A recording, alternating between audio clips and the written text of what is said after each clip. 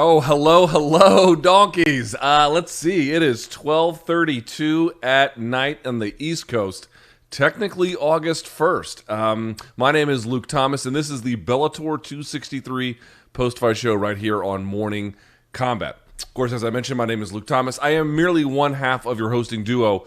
Brian Campbell is fulfilling some CBS Sports duties. He will join us here on the show as soon as it is over. Okay. Couple of news and notes here. First things first, please give the video a thumbs up. Hit that subscribe button if you are new here. We do the Monday, Wednesday, Friday thing for the live MK shows, but we do extra stuff like this for some of the bigger fights, UFC, Bellator, and the like. Of course, we have some socials, which I think we have a graphic for. If you want to see that as well, you can catch us on Instagram, on Twitter, a lot of different places, and of course, Morning Kombat is there as well.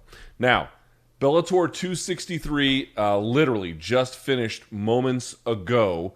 We're going to get to those results. Obviously, I'm assuming if you're here, this is just a disclaimer, you don't mind getting some results. We're going to do those here, and we're going to get to those now.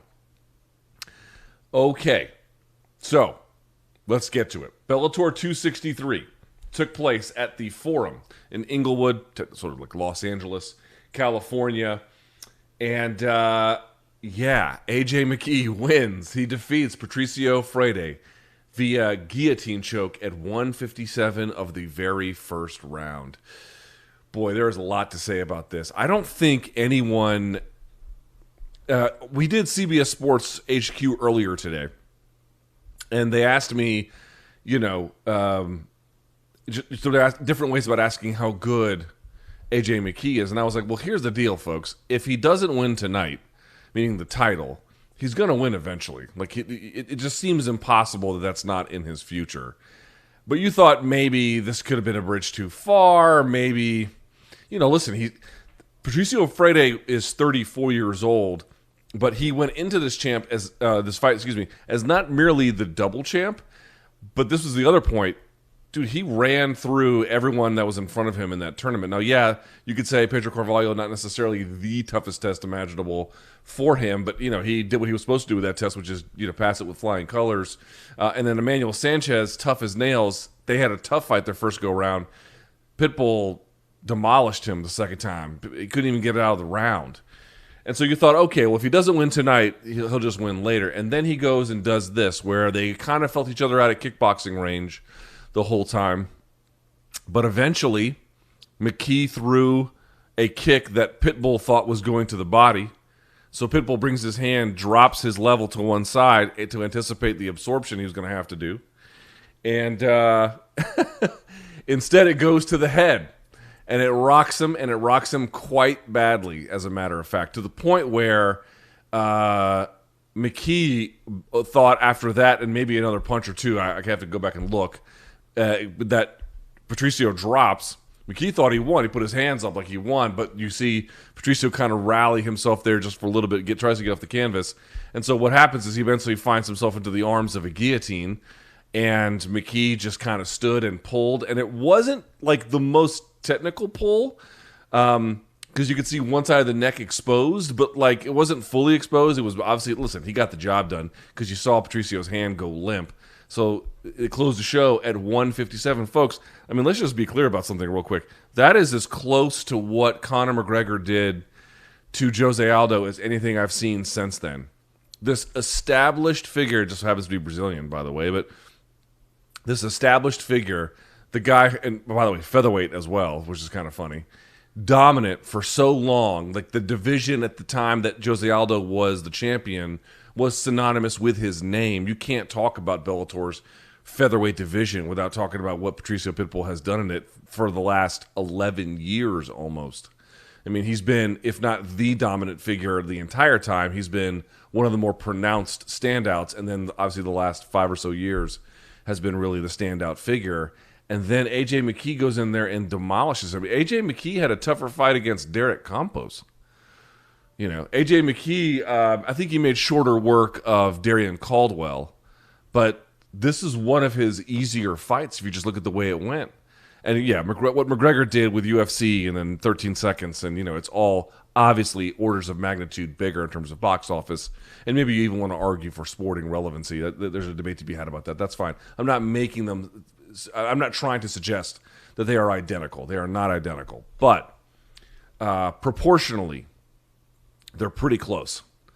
For A.J. McKee to do something that, frankly, not really hardly any other organization can do. Like, one of the bad parts for Bellator, and bad is not necessarily the right word, but one of the limits to them, I guess maybe is a better word to say, is UFC has locked up most of the best talent, but certainly not all of it, and then some of it resides in Bellator. They can carve out a portion of their business that caters to that end, but the thing that Bellator sort of benefits from by being a number two, and a distant number two, but a number two just the same, is that they can cater to a wider range of career stages. You can make your Bellator debut there and then go from like the guy who's sort of getting his feet wet as a pro to then getting incrementally tougher challenges when you got 5, 6, 7, or 8 fights, to then really moving it from prospect to contender through the early teens. And now if you're A.J. McKee into the 18th fight in your career, you've seen how things go in UFC. You can't really do that there. They cater exclusively, is a strong word, almost exclusively, I should say, to that stage of talent development where people are kind of ready to go and see what you got. There's some obviously prospect to contender building and everything else, but you have to be of a certain level to just really kind of get going there. Bellator can give you, they don't have as much of that, but they can give you other pieces. And A.J. McKee is like proof of concept of what they're able to do. Now, obviously, he's an incredibly special talent, and he deserves all the praise here. I just mean to say, this is such a unique moment, frankly, in modern MMA really anywhere. While it does have shades of McGregor versus Aldo and sort of the narrative and the upsetting of established fighters and whatnot, although it wasn't really an upset in the sense that I think right before fight time, McKee had become a slight favorite. Okay, but neither here nor there. The point being is what you had was something highly unusual. You had this guy who was the consensus best fighter ever in that organization. And really, before him, I don't know who you would have even pointed to. Someone had to achieve something so great that the question even became relevant. That happened through Patricio. And then on the other side, you have this guy who, as I mentioned, was proof of concept of all the different ranges that Bellator could cater to in terms of professional development and career stages, and burns through all of it, undefeated, total in his hometown, total swag moment, and comes out and beats Patricio in a way that, dude, nobody has. The last time I saw someone kind of put it on him in this way was in the first Weichel fight, whatever Weichel fight it was, when they fought in the Kimbo and Ken Shamrock prelim or main card. Patricio got tuned up a little bit in the first round, and then came back and dropped him, and then finished him off with some big punches. Dude, listen to his losses. Joe Warren took a split decision over him and had to eke it out wrestling. Pat Curran got a split decision over him and had to eke it out. Daniel Strauss got one over the course of a 5-round fight, but had to earn it. That was sort of peak Strauss. Benson Henderson got it sort of technically through an injury because he was losing that fight. Those are the only losses this dude has. And then A.J. McKee comes in and just blows up everything you are supposed to understand about how either the fight game works or how good Patricio is. Like, if this was the first time you tuned in, you were like, what's the hoopla? Can you imagine? Same thing probably happened to poor Jose Aldo to a much bigger degree. People tune in for the first time, be like, oh, what's this Conor McGregor guy up to? And then he goes and just dusts them off in 13 seconds. You're like, this is the guy everyone was telling us about? But, the real heads know what time it is. I'm pointing out, how many times in MMA have you ever seen a consensus standout figure against an undefeated phenom whose entire existence has lived under that promotion's banner, and then they collide at the end of a tournament for the belt and for every other bragging right imaginable? Like, you just don't see stars align in that way very often. And what he was able to do is just absolutely remarkable, A.J. McKee. Absolutely remarkable. I mean, I think he took one hard inside leg kick, maybe a couple of other punches somewhere else along the line, but it was patient. I have to go back and look to see if he landed any middle kicks before that, or if he just kind of faked them out with his eyes, or whatever the case was there. But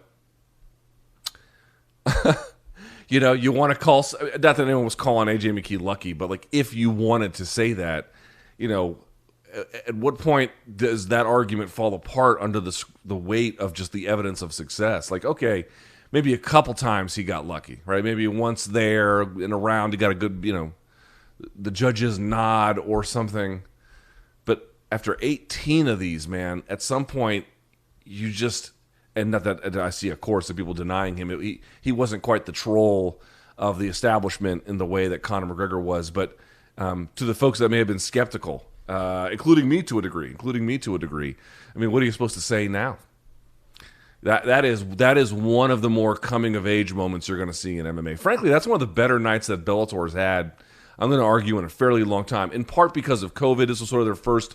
I know they had the France show and some other stuff has happened. They had some fans over at Mohegan, but this was like the first sort of tentpole show they had done in a while. And you could tell there was a big difference. You could tell that the heads were out, the hardcore fans, for this one in a way that they hadn't been before. And the card was good, even though they had lost the Stotts and Magomedov fight. This was a good night for Bellator. But for AJ McKee, I'm trying to think of, like, there's a few of these moments in MMA. Obviously, McGregor sleeping Aldo was one. I would say it's a little bit different. All these are going to be dramatically different in certain ways. But another one that sort of falls kind of in line with this contender blitzes through the establishment to take it over in, these grand and convincing ways. I'm going to say Shogun Rua going through that, I think it was a 2005 Pride middleweight tournament. Of course, Pride middleweight was 205. That's what they called it. So like, when he just burned through that tournament, that really put him on the map in a way that nothing else really ever had. And the names he was beating along the way to do it were, including Rampage and others, was just was pretty impressive. It's in that vein. It's in that vein. It really is. It's hard to convince people of that, I think, who are not overly familiar with the resumes of either guy. But if you just examine the body of work that Pitbull had turned in, and then if you examine, the kind of rise that McKee had been on and what this signified, this was, for folks who didn't know what Strikeforce was like, it was like this. This is a little bit closer to what Strikeforce, not every time. Strikeforce had challenger shows, and they had some nubby shows too. Don't get me wrong. It wasn't, you don't want to say things about Strikeforce that are positive to the point of being false, but they did feel a little bit more like this. A little bit more with the crowd, a little more with stakes involved. But this one is as big as they come. Now, there's always going to be this question, and it's not an unfair question, which is, okay, how does AJ McKee stack up against the best of the UFC? And what really folks want is an answer that we just really can't give without more information. Unless they fight, no one really knows. You're allowed to make an argument for whatever thing you want to say. I think there is a plausible case to make that AJ McKee, I wouldn't make the case that he's the best featherweight on earth, but here's what I'll say. He's probably, I think it's very fair to say he's exactly on par with the top 5, and I'd like to see him go and see what he can do inside the top 3. I think that would be, I think he can hold his own definitely in the top 5, and I think he'd probably snatch a couple of wins in the top 3. I think that's a defensible statement. So somewhere in there, but he is on par with the very best that division has to offer. I don't know what I mean. Listen, this is the run he was on, and you can see. I can tell you exactly where you can see him level up. He gets wins. Here is when he took a turn. So he fought a bunch of guys with no even Wikipedia entries. And then he beat Justin Lawrence and John Macappa. And John Macappa he knocked out. There he leveled up. Then this is where everything turned. May 11th of 2019. And this is the run he was on. He beat Pat Curran, who was a former champion. He knocked out Georgi Karakhanyan, who was on the card tonight. He did it in 8 seconds into the first round. Then he beat Derek Campos by armbar, a fight he was dominating the entire time, basically. Darian Caldwell took him down and then got submitted a minute and 11 seconds into the first. Darian Caldwell, former NCAA national champion wrestler, has wins over Brett Metcalf. And then he knocks out, he nearly knocks out, and then standing guillotines again, there's a little bit of John Jones, Lyoto Machida there a little bit too. Standing guillotines, the best guy to ever fight in this organization at any point in any weight class. I mean, like you could say what you want about some of the quality of the opposition, given that Bellator obviously is not going to have the same kind of roster as UFC. Fine, you can make the argument that there is more to prove. Okay, but Curran, Karakhanyan, Campos, Caldwell, and Pitbull, and you stopped 4 of the 5, including the last 4, KO, submission. Dude, and you're 26, and all of your fights have been in Bellator. This is the best thing to happen to Bellator. I mean, Kimbo Slice was different. He obviously didn't bring the validity in terms of the talent that AJ McKee does. He obviously brought the eyeballs, and to this day, Kimbo Slice remains the most popular fighter in the history of Bellator. But like in terms of the validation that this win brings for them, and somebody that they can bankably say that they took from cradle to stardom, it's a good night for them. It's a good night for them. It's a legitimately good night for them. You have options as well. You could run a rematch back at 155. Remember, Pitbull is still the champion up a weight class. In fact, I'm going to say that with Emmanuel Sanchez losing, I thought if he won, they might ricochet him back into a title shot. But since he lost to Mads Burnell in the co-main, it's not exactly clear who the number 1 contender would be.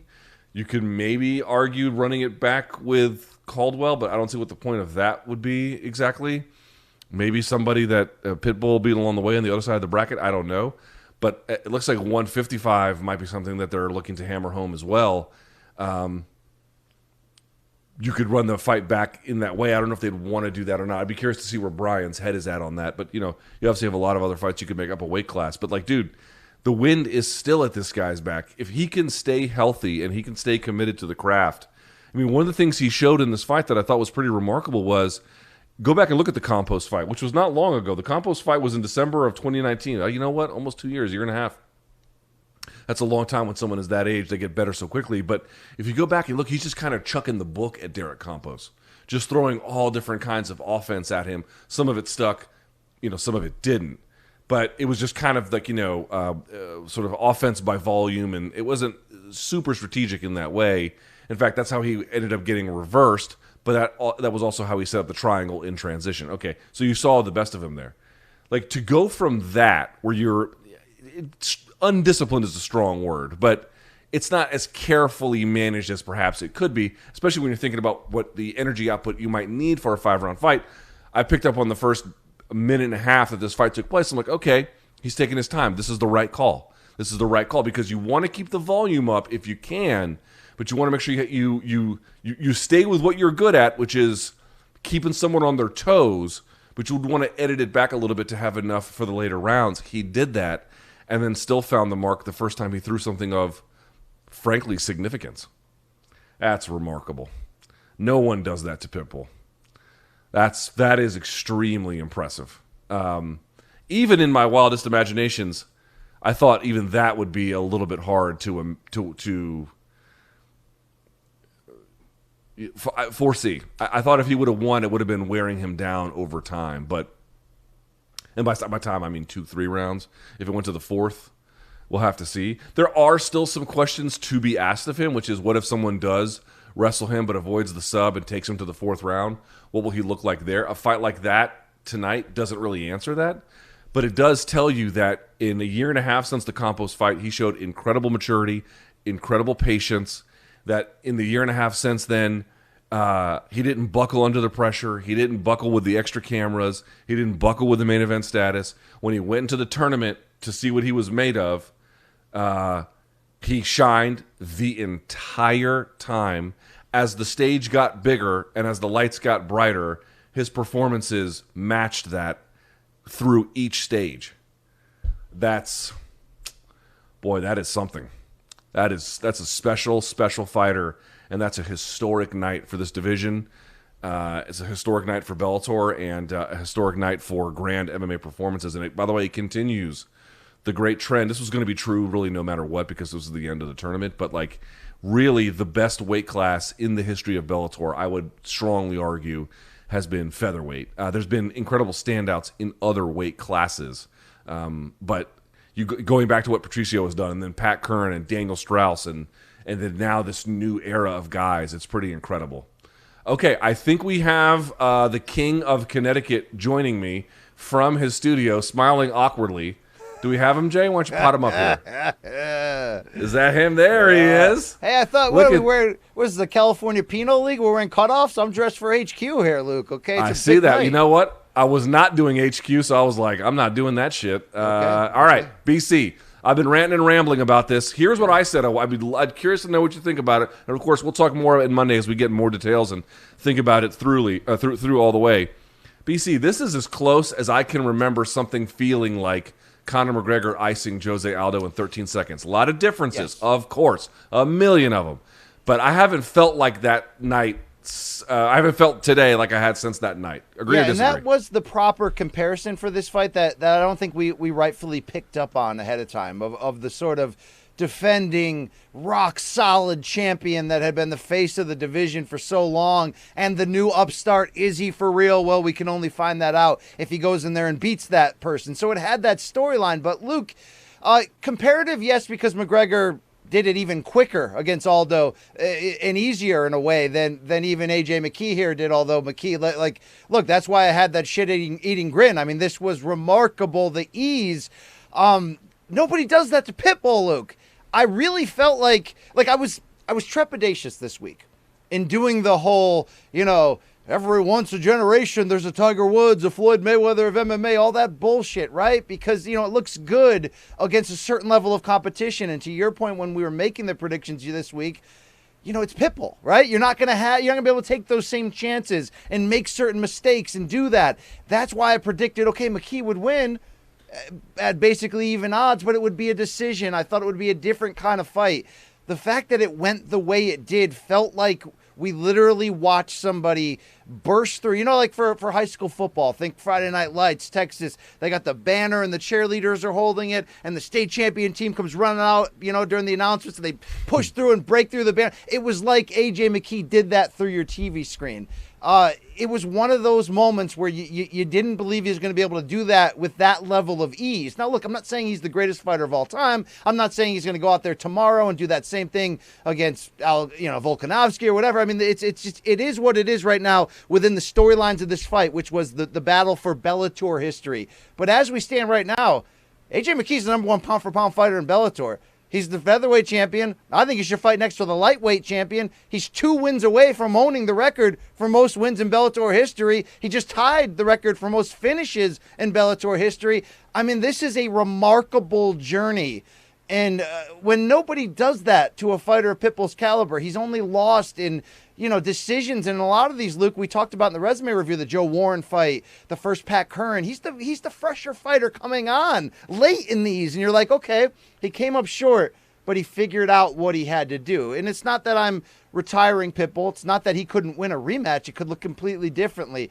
But as we stand here right now, Luke, because that's what the instant analysis is supposed to do, yeah, it does feel a lot like Conor McGregor and Jose Aldo, only it feels a little bit more breakout surprising because I didn't think he was going to be able to do that. And what a night for Bellator, Luke. And this is not some Viacom CBS take. This is a promotion that needed this night to be big. It got promoted as the biggest fight in Bellator history. But, Luke, had it been a 5-round slow decision, it would have been what it been. You know what I mean? We still could have had the same changeover in power. But, no, it was spectacular. And now you have not just one, but two, really, because for a lot of folks who are casual fans, maybe they don't even know Pitbull. Now you got 2 fighters that you need to see all the time. Teddy KJB style, pay that man his money. If you want to keep AJ McKee in Bellator, pay that man his money because this is a special individual, a special talent. And Luke, you mix that with the Dagestan invasion, you mix that with seeing Coach Habib with the Bellator t-shirt, it just felt like this was a huge night for Bellator. The crowd seemed packed, people seemed happy and ready to spread COVID to each other. It's just, this was a home run for Scott Coker and company. So, we're not paid to say this, but I will say this. Congratulations, Luke, for this brand that had such a revolving identity. They did the grassroots thing. And it worked, and they hit a home run, and we have a viable, legitimate, world-class star in A.J. McKee, who I don't know, Luke, he might be the best featherweight in the world. I don't know. But the fact that we're having that conversation means Bellator won tonight, and that's a significant development considering, yeah, you went up against maybe the weakest UFC card of the year, but you hit a home run in that slot, in that placement. Big night in MMA, Luke. Yeah, I think for Bellator, you're right. You know, again, I saw Rampage fight Joey Beltran at the now defunct Revel in Atlantic City, and that was under the Bjorn Rebney era, and it just felt, you know, dead. And those shows at Mohegan, listen, we've been there a million times. They're doing the best they can with the situation that they have. In fact, it's pretty fortuitous that Bellator and the Showtime Championship Boxing can go there, no doubt about it. And they have let fans back in there. But, you know, taking it to A.J. McKee. By the way, getting a hometown pop, for some reason, I wasn't surprised by BC per se, but I guess I wasn't thinking about it, and then he gets it. Dude, like, everything lined up A.J. McKee's way, and he brought that to bear. But I guess what I'm saying is great night for Bellator in the way things worked out for them. And then A.J. McKee, man, just, you know, you talk about doing everything right. I don't know what else this guy can possibly do up to this point to have done it any better. You know, Luke, runs to the title, they don't look this good. They're usually choppy. They take a couple chances. This one was just, I mean, a bullet to the top. I mean, let's talk about keeping that same energy. The reason why I predicted this fight would, if he won, AJ, it would probably be a decision. Is I didn't think you could take those chances against Pitbull. I thought he would be a lot more passive. I thought he'd be more willing to use his distance and length advantage to kind of try to control the fight from the outside. I expected a Pitbull surge in certain moments, but he kept that same energy of a freestyle, free-flowing, any strike at any time, and it worked. And it all goes back to what we talked about in the build-up with that poise. And, yeah, he had a different childhood than others, Luke. You mixed the craziness of his childhood in Long Beach, California, and in Compton, mixed with the fact that he had a legitimate martial arts expert and a father and grew up in gyms with Tito Ortiz and Rampage Jackson. I mean, that's a different upbringing, let's say, to desensitize you to the potential of that this isn't a normal way to aim, you know, to grow up and write yourself a check at age 12 years old for $1 million and all these great, you know, mythical stories that we're telling. Yet in the biggest fight of his life, he went out there and acted like it was no big deal, Luke. There is a special bit of poise in him. And, man, to see that come to fruition in such an overwhelmingly powerful way, it's huge. Luke, I don't want to over-fillet. No, hold on. We should talk about one thing real quickly. Before today, I think you could argue, and even then it wasn't complete, but before today you could argue that sort of the biggest name or the biggest development project that came out of Bellator, maybe you could have said Eddie. I think Michael Chandler, obviously because he was there a little bit longer, probably is a bit of a better name. Now there's just no question. You want to ask, like, what is the best guy that Bellator has produced? Not signed and repurposed, not caught at a later, but they were still kind of viable or something. No. From the ground up, who did you make? And, of course, to be clear, we're all saying A.J. McKee made himself, but it's a partnership between the fighter and the promotion. On the promotion side, when they ask the question, who did you make, they're going to point to this guy as the ultimate proving ground of what they've accomplished.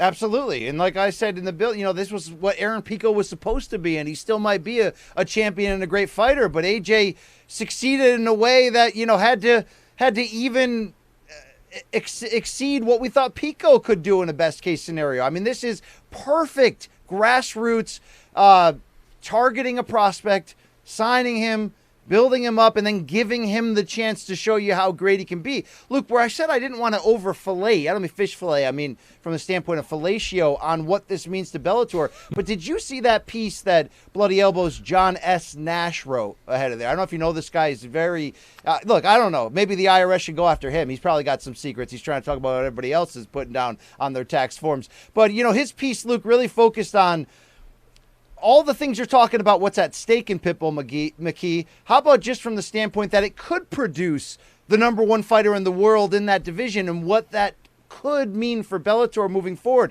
Luke, what is this fight's long-term value from the standpoint of attracting free agents? And I don't mean past their prime free agents who are upset with the UFC's pay scheme.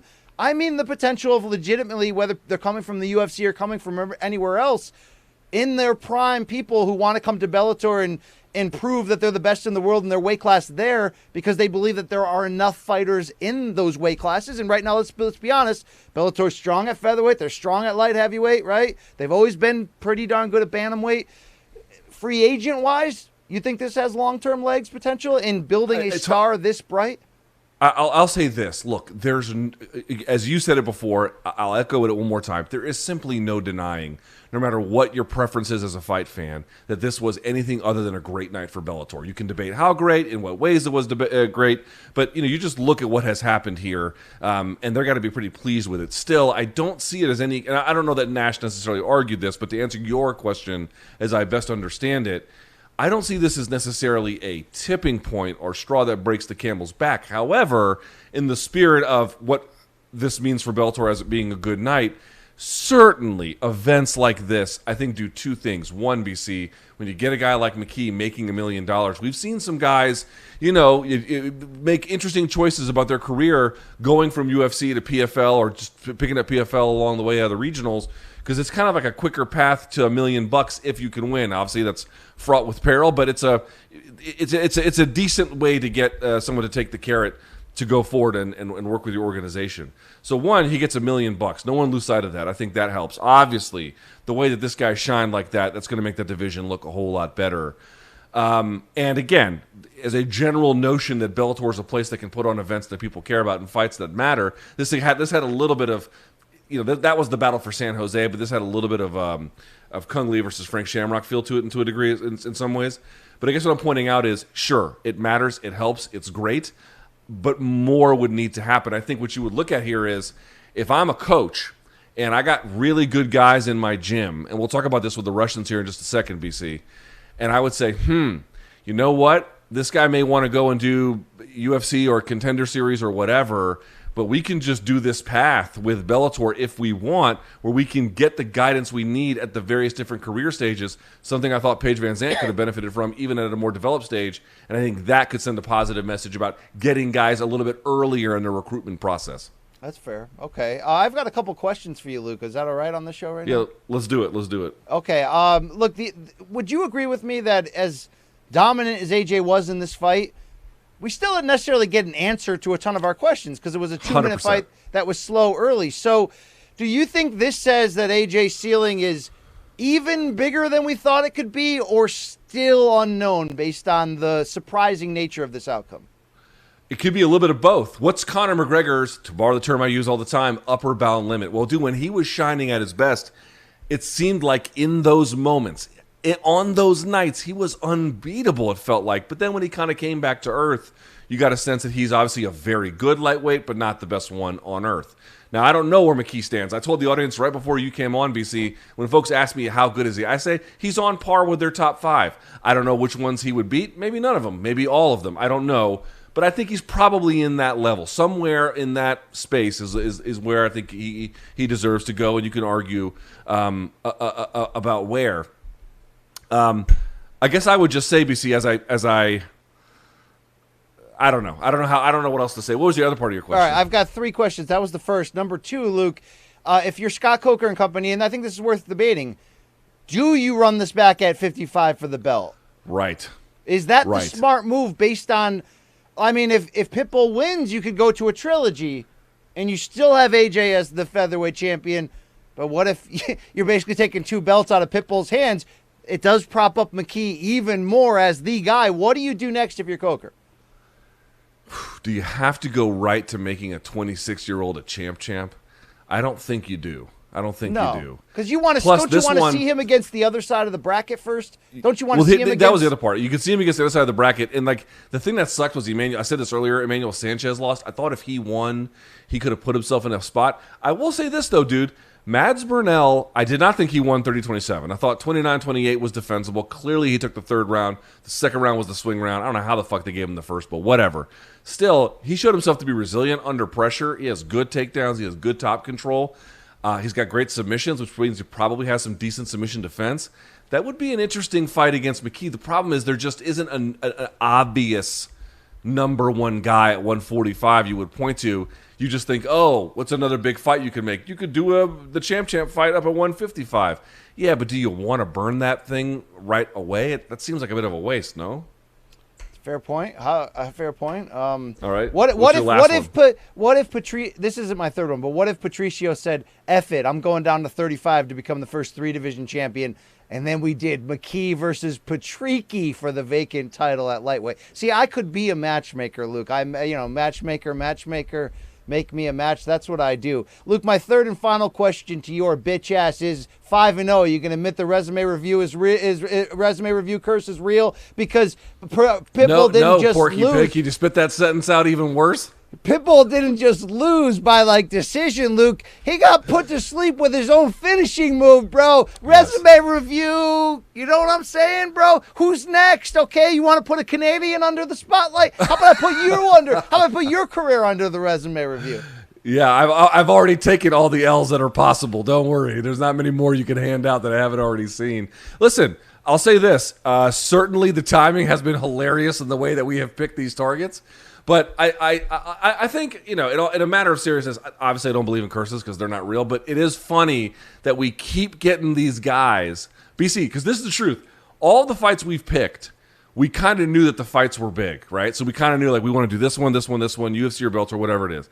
And BC and I always go back and forth. Do we want to do this one or this one? And every time, if you notice, BC, I guess you could say Dustin would be the different one. But in general, for all the other ones, we kind of picked the one who was either the way more senior of the two or the one who was the much hotter popular figure of the two. We never went with the sleepy, not sleepy, but we never went with the crafty underdog or the guy who was, doing things a little bit different. We always went with the established power one way or the other.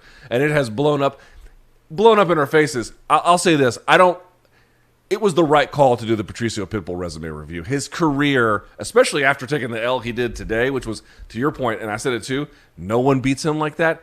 There needed to be a moment where you pause and you say, hey, we should celebrate this guy's career. But maybe we should change the name. And how there are those memes of the three dudes carrying the coffin and there's that techno song in the background? Yes. We should make that the official meme and song of resume review.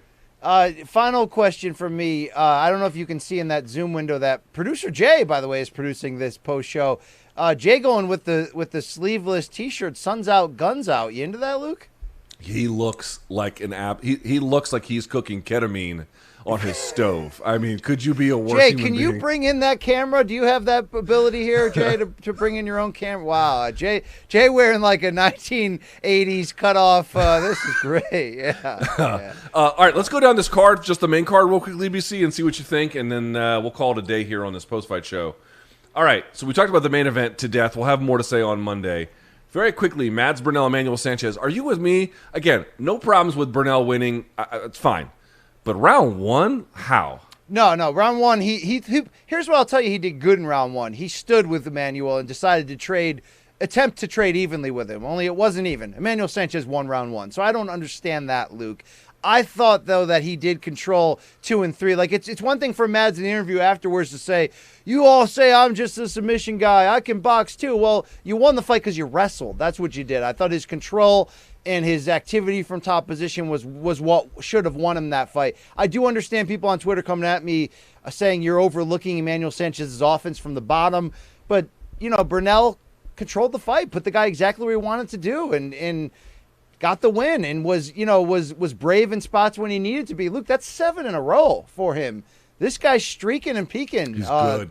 It's a ballsy win against a very, very tough out in Emmanuel Sanchez. So I had it 2-1. Burnell, I would not have had a problem if Sanchez had won that 2-1 as either, Luke, because the rounds that I did give Burnell, again, it was more on some of that cage control, although I thought he was offensive from top, but it wasn't overly dominant, and there wasn't a ton of damage either way in rounds 2 or 3. I thought that. But the judges gave it to him. It was a good fight. It was a pretty damn good fight. And that's the thing overall, Luke. The card kind of delivered. I mean, you mentioned the prelims were good too. That's what I was gonna say. That you mentioned to me over text. I wasn't even watching originally, and you were like, "These prelims are bonkers," and it's all these guys from the Schmesh Factory, and they're just knocking dudes cold left and right, and it was pretty fun to watch. So speaking of which, Usman Nurmagomedov beating the fucking brakes off Manny Muro. He was never in trouble. Did it with TKO at 3:30 of mark number one, or the first round, BC. That knee to the body was vicious, but he was doing, everything he really wanted to, taking his time. It seemed like, dude, they got to get that guy a better opponent because he looks like he is the genuine article. I mean, he almost head kicked KO'd him. He just barely missed that in like the opening 5 seconds of that fight. Now, look, he was a minus 1,400 favorite, so no one's acting here that this is some type of breakthrough win, although Manny Muro has looked pretty decent of late. But, Luke, overall, Nemkov, champion streaking. Amasov, champion streaking. I know not all of these guys are from the same... or even from Dagestan for that standpoint, or even from the same, village as has Habib and all that. But still, like, going to Europe, finding untouched potential talent, Magomedov, now Usman Nurmagomedov. Like, dude, Bellator's reloading in a strong way, and these guys are they're here to fucking take over, Luke. And here's the key, dude. A lot of them are young. We're talking about AJ McKee. He's the brightest star, certainly of the 20-somethings that Bellator has right now. I think that's probably a fair statement. But a lot of these guys, they have 23, 25, 26. There's a shitload of them. He's another one of them. Now, this one I'm a little bit less impressed by. Islam Mamedov taking a split decision over Brent Primus. I did not mind that he won. Brent Primus's guard work, I don't know what the solution is because Mamedov was inactive on top. I am certainly not contesting that, BC. But this is the thing that kind of gets me. If guys fight for 3 rounds, someone's on top, the person wants to affect change by either going for an omoplata or a gogoplata, it ties up the arm that gets attacked, but ultimately just results in the sort of cycle of itself being repeated. Granted, nothing really happens meaningfully from the guy on top, but nothing really happens meaningfully for the guy on bottom. I'm not saying he's stalling, but it almost has that effect on the fight. So I get the criticisms here, but how did you see it? Yeah, I thought he wasn't offensive enough in top position. I thought he put out a foundational effort that showed you that with some tinkering, he could be really good. I don't think he's looked as good as all those other names we just mentioned, but the wrestling control was certainly there. We just need him to be more dominant and aggressive on top. Not dominant, aggressive, which can lead to dominance, because I thought the crowd rightfully booed that. In the end, he controlled a dangerous guy in Brent Primus, a former champion, and did what he had to do. But I think at this stage of his career, you want to do a little bit more than doing what you had to do. And he's not, as you said to me over text when we were talking about this guy, he's not comparable yet to the others, but he's pretty good. Just the same. I mean, he's now 19-0-1 in his last 20 fights. So this guy's pretty damn good too. Look, can I ask you something? He doesn't make a lot of mistakes. That's true. But he doesn't have the overwhelming offense that the other guys do. And I think that difference should be noted. Can I ask you something about Coach Habib here, who was 4-0? 4-0 tonight. He's a fucking good coach, too, man. Isn't he amazing? And, Javier Mendez also of AKA in the corner as well, so let's give full respect. But you saw him in the Bellator T-shirt. How much do you think that was a calculated effort by Bellator brass, and how much do you think our buddy Uncle Scott was in the back room going, because, look, you're basically taking the retired one of the greatest UFC fighters of all time in a legitimate pay-per-view draw like last year, and you put him on your screen in the clothing, and then Bellator tweeted out, by the way, a picture of Coach Habib in the Bellator shirt with a link directly attached of where to buy that shirt. So there seemed to be some premeditation here, and Habib was down for it. You had to feel like Uncle Scott enjoyed that, Luke. Probably. I remember when Jake Shields had signed with UFC, and for the first day after he signed, he sat cage side with Dana at either some UFC event or maybe even a Strikeforce event, and they both kind of waved at the camera almost like an FU to Scott. So I wonder if moments like that they're certainly not accidental, but how much he's exactly and it means nothing to him. At the end of the day, like he's not coming back to fight AJ McKee. Luke, it means nothing at the end of the day, right? But All right. And then lastly for the main card, Goichi Yamauchi defeating Chris Gonzalez. Dude, he looked great. This guy on the on Twitter who has been a great scout, he goes by the name of Smoogie. He pointed out a while ago that Yamauchi is, again, comparisons are never in total, but is something like Bellator's Charles Oliveira because you take him to the ground, he's got phenomenal guard work and grappling. He is very, very tough to beat there. And now you even saw it with the hands. Dude, Chris Gonzalez is a guy who is very good athlete, team alpha male, a great wrestler. But, I watched the footage, BC, on his previous fights, and what I noticed was he can stand up, and when he does stand up, it does look pretty good, but he usually shoots after about a minute or two, and so the stand-up is pretty limited in what kind of risk he exposes himself to. Obviously, he's going to feel a lot safer when he's commanding the wrestling positions, but you can't really shoot on Yamauchi. This, to me, was a mistake in taking a fight against a guy. Yamauchi has, 30-plus fights. This was I think Gonzalez has 6 or 7. He should not have taken on a challenge this difficult. I know he didn't look that great tonight. I don't think it's representative of his upside.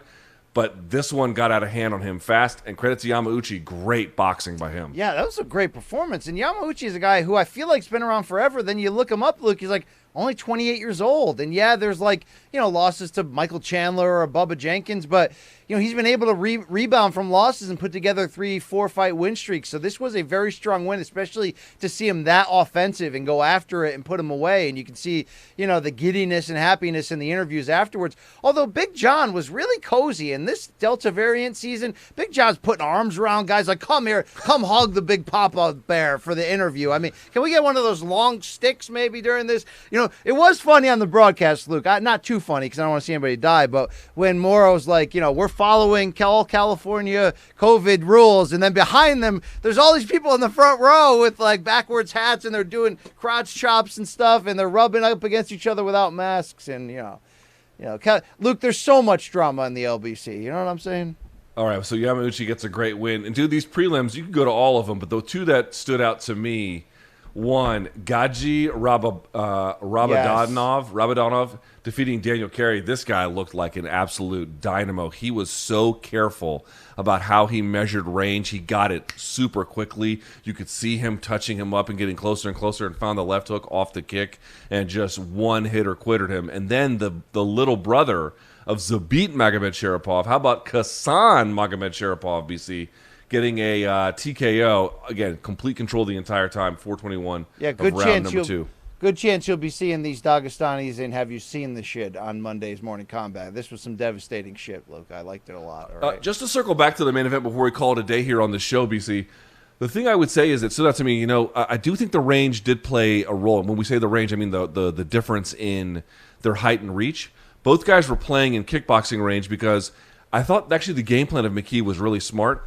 He kind of stood his ground and made Patricio come to him. And Patricio was kind of wary about getting in that space, so it kept him pretty far apart. And when you've got good setups and you're fast with your delivery with the kicks and the way that AJ is, dude, it set up a brilliant beginning to the end. And, dude, we all know, once AJ gets you hurt or you stumble or whatever, he finds the finish or some kind of devastating follow-up pretty quickly.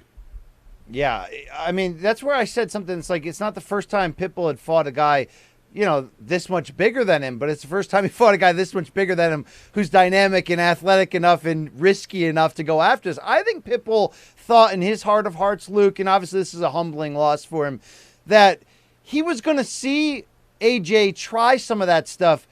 But let's give Pitbull so much credit. His timing, his counter shots are just deadly. I think he just thought he was going to be able to, punch the pinata and just counter perfectly. I mean, that kick just surprised him. And that's where the 4 inches of height and 8 inches of reach does come into play. And Luke, we certainly need to see so much more on AJ. We need to see him in a dogfight. We need to see him in a lot of different scenarios to really know how great he really is. But to be able to have this ability to do that to somebody like Pitbull, it's wild, man. It is wild. It's I can't really pick apart too much of the 2 minutes we saw of Pitbull. He just kind of got caught, and it is what it is. But given what we saw, I wonder if it was inevitable. I wonder if this just ends up being the kind of matchup where this guy's just too dynamic, athletic, and long, and all of those things. And it does expose the height differential. Because I was wondering in that first minute, as they started to circle each other, and Pitbull's cocking that right hand, and he's sort of being poised and patient. How is he going to find that opening? You know, is he going to duck underneath the jab and put himself into range? Is he going to really wait for that explosive missed strike to land it? I never really got to find that out, Luke. And that's what happens. I mean, and that's what I'm talking about, keeping that same energy. AJ did that same type of thing, you know, against Georgi Karkanian and knocked him out in 8 seconds. He brought the same energy in there against Pitbull, and he finished him in 2 minutes. I mean, it's wild. It's really wild. Hey, Luke, I just got a text from O'Teal Burbridge, of course, the great bassist, formerly of the Allman Brothers, of Dead and Company, who returned to active duty on tour in August. And, you know, he says the curse is real, Luke, okay? He says, I can't wait to see what Luke says about the evidence when it gets to like 20 in a row. But fighters are going to start begging you guys to stop doing that, you know? It's coming, Luke, okay? Curse is real. O'Teal knows. O'Teal on the base knows, Luke, the curse is real. What you going to do, all right, when these 24-inch pythons... people are allowed to believe in the tooth fairy as well, but, you know, those of us who are adults and who understand math, we don't do that. Okay. All right, so, BC, let's set this up. We don't even have... there's no point in getting to it today. There was a UFC event. We'll talk about it on Monday, right? We're going to get to a lot more into the details. No? You're not going to watch it? You're not going to watch the UFC card? No, I will. Jay Sensei. By the way, apparently I did Jay wrong. I did Jay a little dirty. I showed Uriah Hall a picture of Jay that didn't accurately depict what he looked like when he was a master of all things mixed martial arts himself. And I incorrectly reported, Luke, that Jay didn't knock Uriah off his feet. He did hit him hard with a spinning back kick. But what I didn't know about the story was that Uriah put it on Jay afterwards as like, you know, you think you learned a few things, you know what I'm saying, Luke? Either way, did you see his face? It looked like Hamburger Hill afterwards. That was tough to see, Luke. Yeah, it didn't look great. All right, so we'll talk about that on Monday and everything else, including some boxing results and whatnot. As always, thumbs up on the video. Hit subscribe if you haven't already.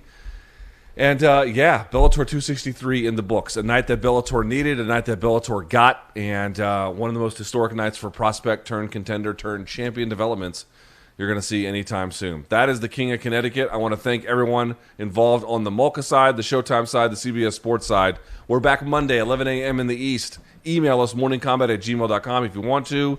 And it's late, so get some sleep. We'll see you all in about 48 hours or so. Peace.